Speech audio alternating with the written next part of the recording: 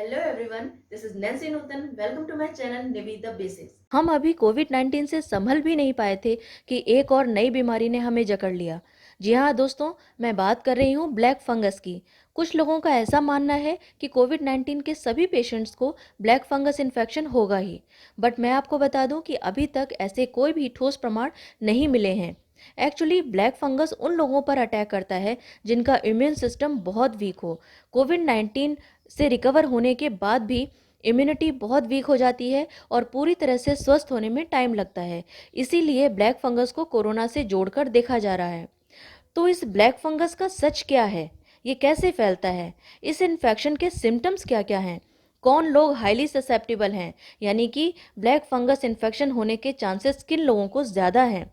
हम इसको प्रिवेंट कैसे कर सकते हैं और ये कितने टाइप का होता है? इन सब बातों के बारे में आज हम इस वीडियो में बात करेंगे। पर सबसे पहले, अगर आपने इस चैनल को अभी तक सब्सक्राइब नहीं किया है तो प्लीज इसको सब्सक्राइब करें, क्योंकि जो इन्फॉर्मेशन मैं आपके लिए लेकर आती हूँ वो आपको एक सिंगल प्लेटफॉर्म पे कहीं नहीं मिलने वाली। तो प्लीज इसको अभी सब्सक्राइब करें। और अब बात करते हैं ब्लैक फंगस की। सबसे पहले जानते हैं ब्लैक फंगस या म्यूकोरमाइकोसिस क्या होता है। ब्लैक फंगस या म्यूकोरमाइकोसिस एक रेयर बट बहुत ही खतरनाक फंगल इन्फेक्शन है। इसे पहले ज़ाइगोमाइकोसिस भी कहा जाता था। ये फंगल इन्फेक्शन मोल्ड यानी फंगस की एक क्लास म्यूकोरमाइसेट्स के कारण होता है। ये फंगाई हमारे इन्वायरमेंट में चारों ओर फैली होती है, particularly in soil and in decaying यानी सड़े गले ऑर्गेनिक मैटर जैसे leaves, fruits, vegetables, compost piles और रॉटन वुड यानी सड़ी गली लकड़ी, प्लांट्स मैन्योर यानी खाद। ये ब्लैक फंगस इन्फेक्शन कंटेजियस नहीं है, यानी ये एक व्यक्ति या जानवर के डायरेक्ट कांटेक्ट में आने से नहीं फैलता है। जब कोई व्यक्ति इन्वायरमेंट में फैले इन फंगल स्पोर्स यानी इस फंगस के कांटेक्ट में आता है तो ये इन्फेक्शन कॉज होता है। ये फंगल स्पोर्स ब्रीदिंग के थ्रू यानी सांस के द्वारा व्यक्ति के साइनस और लंग्स में प्रवेश करते हैं और इन्फेक्शन कॉज करते हैं। साइनस क्या होता है इसके बारे में जानने के लिए आप मेरा साइनोसिटिस वाला वीडियो देख सकते हैं, जिसका लिंक मैंने कमेंट बॉक्स में शेयर किया है। प्रायः ये हमारे sinuses, lungs, skin and brain को अफेक्ट करते हैं। ये फंगल स्पोर्स केवल इनहेलिंग यानी सांस के द्वारा ही बॉडी में प्रवेश नहीं करते, बल्कि हमारी स्किन के द्वारा भी एंटर कर सकते हैं। अगर स्किन पर कोई कट लगा है या स्किन जल गई है या फिर किसी भी टाइप की स्किन इंजरी या चोट लग गई हो तो स्किन के द्वारा भी ये फंगल स्पोर्स बॉडी में एंटर कर सकते हैं। ये इन्फेक्शन उन लोगों को ज़्यादा होता है जिनको कोई हेल्थ प्रॉब्लम हो या फिर जो लोग ऐसी मेडिसिन ले रहे हैं जो बॉडी की जर्म्स और बीमारी से लड़ने की क्षमता को यानी एबिलिटी को कम कर देती हैं। अब जानते हैं इसके टाइप्स के बारे में। कितने टाइप की ब्लैक फंगस इन्फेक्शन होती है। नंबर 1, राइनोसेरेब्रल यानी साइनस एंड ब्रेन म्यूकोरमाइकोसिस। ये इन्फेक्शन साइनस से स्टार्ट होकर ब्रेन में भी फैल सकता है। ब्लैक फंगस की ये फॉर्म उन लोगों में ज़्यादा होती है जिनका शुगर लेवल हाई रहता है, यानी जिनको अनकंट्रोल्ड डायबिटीज़ हो और जिनका किडनी ट्रांसप्लांट हुआ हो। नंबर 2, पल्मोनरी यानी लंग म्यूकोरमाइकोसिस।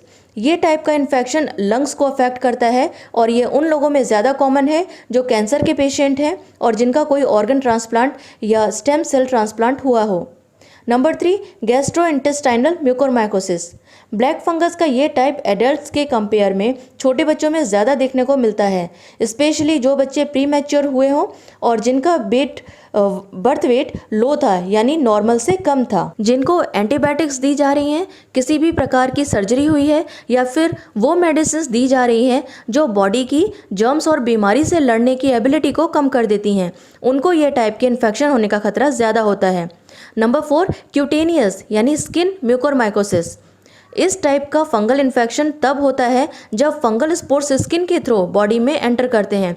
स्किन में कोई कट लगा हो, सर्जरी हुई हो, जल गई हो या चोट लग गई हो किसी भी प्रकार की, तो फंगल स्पोर्स उस कटी फटी स्किन के थ्रू बॉडी में एंटर कर जाते हैं। ये वो केस है जब इम्यून सिस्टम स्ट्रांग होते हुए भी आपको ब्लैक फंगस इन्फेक्शन हो जाए। Number 5, disseminated mucormycosis. ये टाइप तब होता है जब इन्फेक्शन पूरी बॉडी में ब्लड के थ्रू फैल जाता है और बॉडी के दूसरे पार्ट्स को अफेक्ट करने लगता है। जब ब्लड में इन्फेक्शन फैल जाता है तो ये मोस्ट कॉमनली ब्रेन पर असर डालता है, पर इसके साथ ही ये दूसरे ऑर्गन्स जैसे स्प्लीन, हार्ट एंड स्किन को भी प्रभावित करता है। और अब जानते हैं ब्लैक फंगस के सिम्टम्स के बारे में। इसके सिम्टम्स इस बात पर डिपेंड करते हैं कि इन्फेक्शन बॉडी के किस पार्ट पर हुआ है और इस ब्लैक फंगस की ग्रोथ कहाँ पर हो रही है, बॉडी के कौन कौन से ऑर्गन पर। अगर ये इन्फेक्शन साइनस एंड ब्रेन में होता है तो जो सिम्टम्स दिखाई देते हैं वो हैं वन साइडेड फेशियल स्वेलिंग, यानी चेहरे की एक साइड में स्वेलिंग होना, हेडेक, नेज़ल और साइनस कंजेशन, यानी नाक बंद हो जाना, जकड़ जाना, साइनसेस ब्लॉक्ड हो जाना, fever, black lesions on nasal bridge और upper inside of mouth that quickly become more severe, यानी कि मुंह के अंदर ऊपर की साइड में और नेजल ब्रिज यानी दोनों आईब्रोज के बीच की जगह पर काले रंग के चोट के निशान पड़ जाते हैं या घाव हो जाते हैं जो बहुत जल्दी गंभीर रूप धारण कर लेते हैं।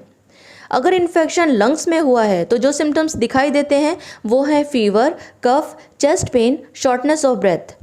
अगर इन्फेक्शन स्किन के थ्रू हुआ है यानी कि क्यूटेनियस म्यूकोरमाइकोसिस है तो सिम्टम्स दिखाई देते हैं वो हैं स्किन पर ब्लिस्टर्स यानी फफोले पड़ जाना या अल्सर्स यानी फोड़े हो जाना, और जो इन्फेक्टेड एरिया होगा यानी स्किन में जहाँ पर इन्फेक्शन हुआ है वहाँ की स्किन काली पड़ती चली जाएगी। इसके अलावा पेन, वार्मथ यानी गर्माहट, एक्सेसिव रेडनेस यानी बहुत ज़्यादा स्किन लाल हो जाना या लाल चकत्ते से पड़ जाना, और चोट या घाव के चारों तरफ स्वेलिंग हो जाती है। अगर इन्फेक्शन इंटेस्टाइन में हुआ है तो जो सिम्टम्स दिखाई देते हैं वो है एब्डोमिनल पेन यानी पेट के निचले हिस्से में दर्द होना, नोजिया एंड ब्लडी वॉमिटिंग यानी खून की उल्टी होना, गैस्ट्रो इंटेस्टाइनल ब्लीडिंग यानी कि जब डाइजेस्टिव ट्रैक्ट में ब्लड निकलने लगे, ये ब्लड वॉमिटिंग के साथ या स्टूल के साथ बाहर निकलता है।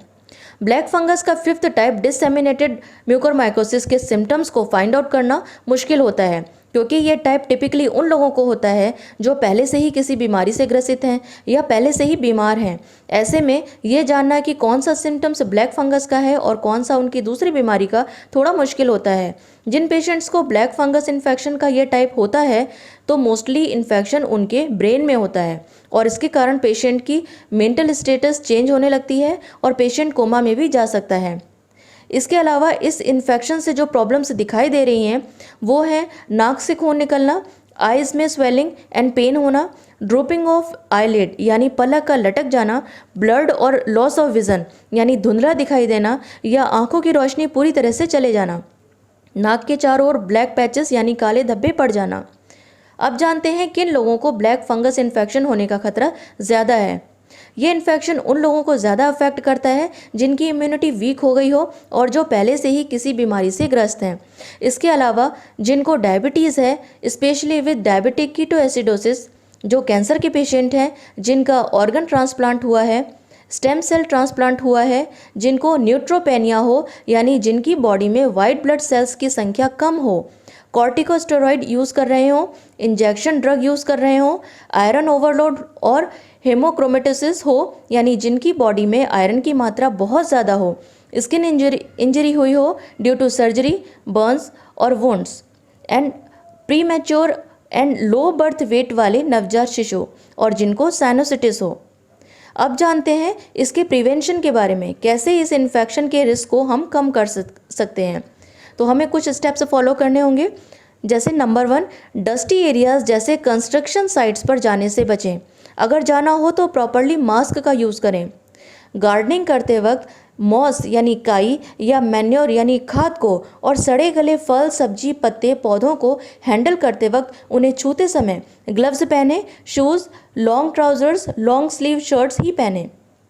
पर्सनल हाइजीन मेंटेन रखें including thorough scrub bath. Diabetes को कंट्रोल रखें, इम्यूनोमोडुलेटिंग ड्रग्स को बंद कर दें डॉक्टर से कंसर्न करके। स्टेरॉइड्स को अवॉइड करें। किसी भी प्रकार की सर्जरी से बचें और अगर किसी कारणवश सर्जरी करवानी ही पड़े तो डॉक्टर की सलाह से उनकी देखरेख में एंटी फंगल मेडिसिन लें। स्किन इन्फेक्शन होने के रिस्क को कम करने के लिए अगर कोई स्किन इंजरी हो जाए तो उसको साबुन और पानी से अच्छी तरह से साफ़ करें, उसके बाद मेडिसिन या बैंडेज लगाएं। ऐसे में सॉइल और डस्ट वाले एरिया में जाना अवॉइड करें। अगर आप यार्ड में काम करते हैं या वुडन एरियाज़ में जहां लकड़ी का काम होता है तो हमेशा shoes, long pants and a long sleeved shirt ही पहने। ऐसी बिल्डिंग जिसमें सीपेज हो यानी सीलन हो या जहां पर पानी की वजह से बिल्डिंग को नुकसान हुआ हो वहां जाना अवॉइड करें। दोस्तों इस वीडियो में इतना ही। अगर आपको ये वीडियो इन्फॉर्मेटिव लगा हो तो कम से कम 5 लोगों तक इसको ज़रूर शेयर करें। आपके एक शेयर से अगर किसी की हेल्प हो जाए तो इससे अच्छी बात और क्या हो सकती है। आपके कोई अगर डाउट हैं, सजेशंस हैं तो आप हमें ज़रूर बताएं। आप इसको लाइक करें, इस चैनल को सब्सक्राइब करें और जल्दी मिलेंगे नेक्स्ट वीडियो में। तब तक के लिए खुश रहें, स्वस्थ रहें, अपना ख्याल रखें।